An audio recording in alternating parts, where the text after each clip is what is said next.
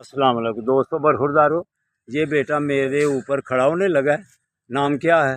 अयान। अयान। अयान। क्यों, कौन से कॉलेज पढ़ते हो?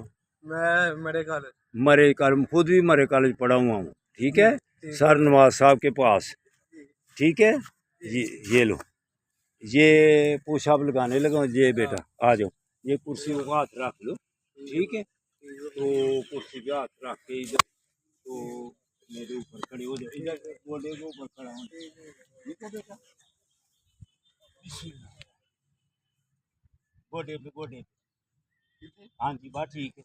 चलो भाई, ठीक हो बेटा, आ जाओ सामने आओ। बाबा जी।